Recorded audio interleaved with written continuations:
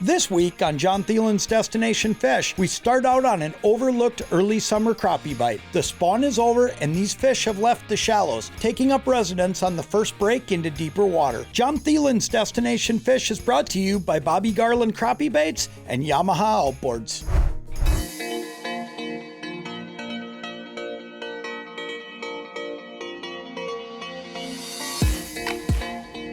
There he is right there, got him. Feels like a pretty good fish.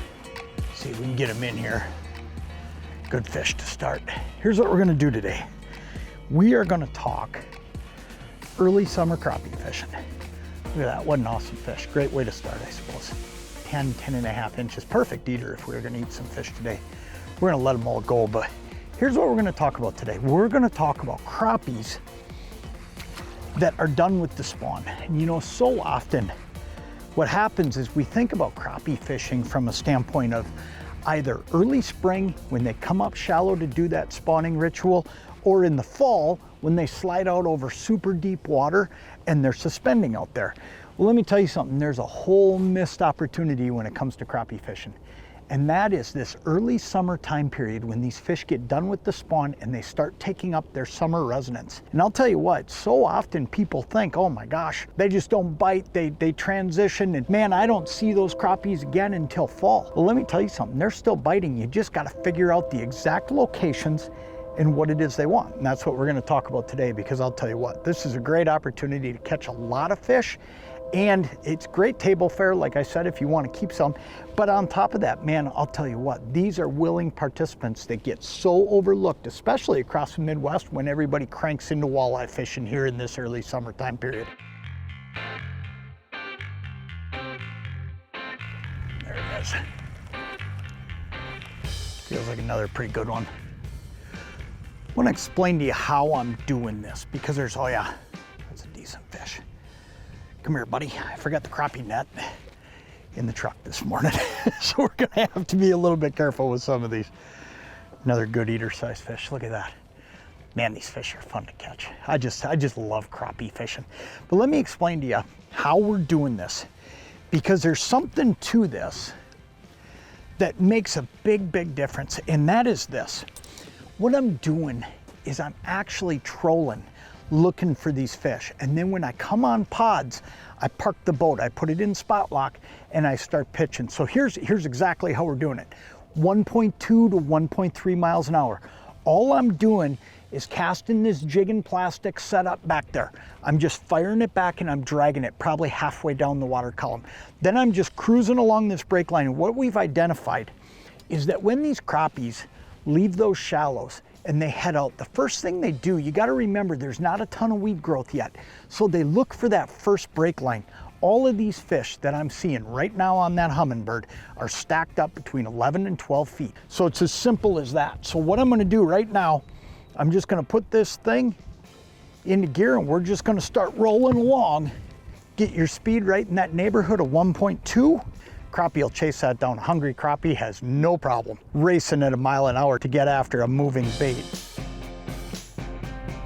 There he is. What do we got? Feels like a pretty good one. Oh yeah, really good one. Nice crop. That right there is an example of just trying something a little different. Here's what I mean. I've been fishing these fish right behind me and I'm getting a few bites. I've gotten a few fish out of there. But at a certain point, I'm kind of a believer in just give them a rest. And that's what I did. I just flipped out that side, got this good crop to chase it. That's a dynamite fish anywhere you go. Hey, a couple things I'll tell you that are helping me out today, okay?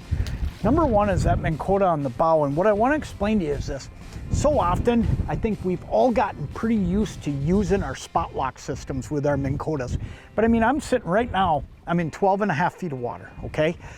A lot of times people would get worried about the vibration or the noise bothering those fish.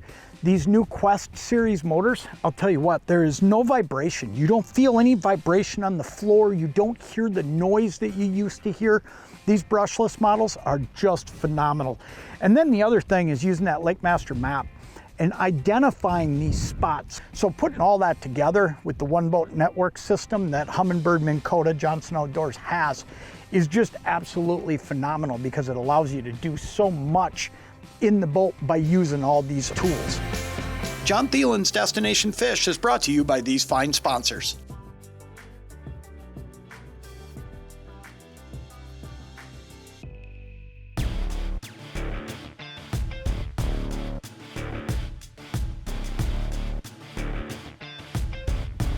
There it is. Look at that.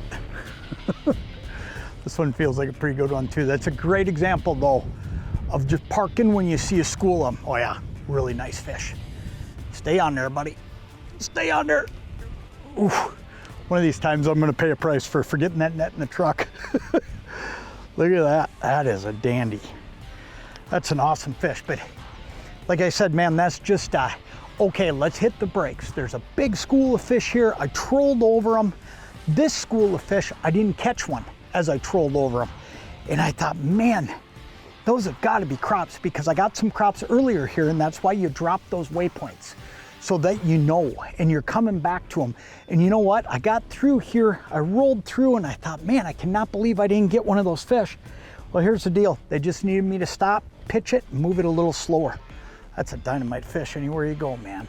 Today we are fishing along a break line just outside of the weeds in 11 to 13 feet of water. It's early summer and the morning's perfect weather will give way to afternoon thunderstorms. The hot lure today is a 2-inch Bobby Garland Slab Slayer plastic on a 1/16 ounce Moglo jig head. Electric chicken is the hot color. The key to catching today's crappies is trolling at 1 to 1.2 miles per hour to find the schools, then spot locking and casting to them once we make contact.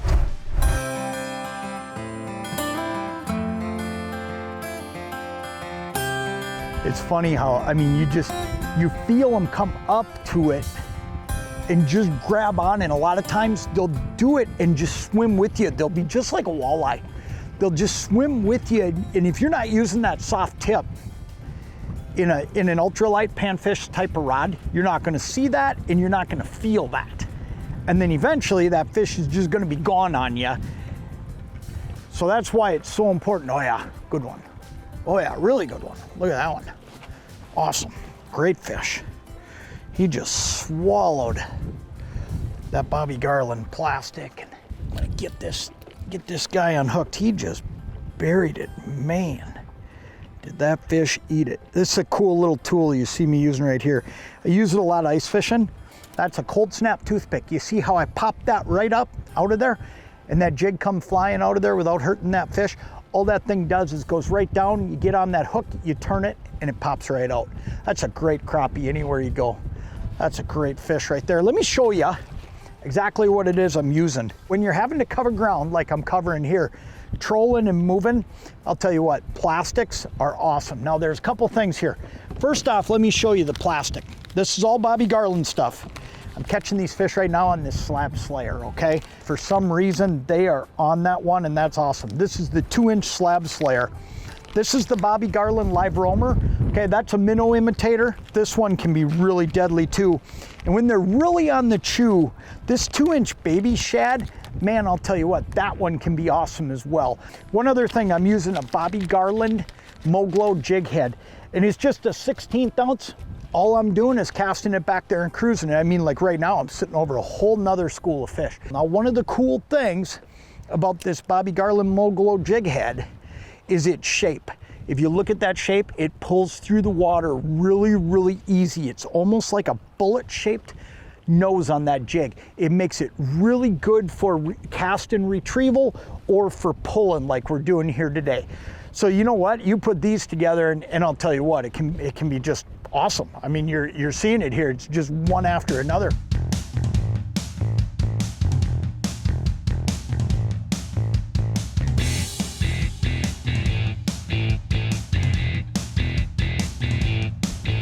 There he is.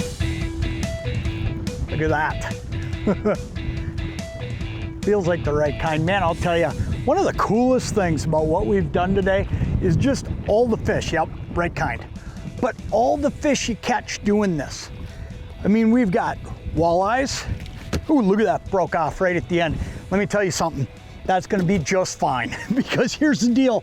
That storm they're predicting for this afternoon, it ain't far off. The wind's coming up And man, I'll tell you what, just a great day of crappie fishing. Here's what I'm gonna tell you though. One of the biggest things to keep in mind is these fish, when they get off of that shallow stuff, just look for them on that first break. Look for them a little bit deeper than you might think.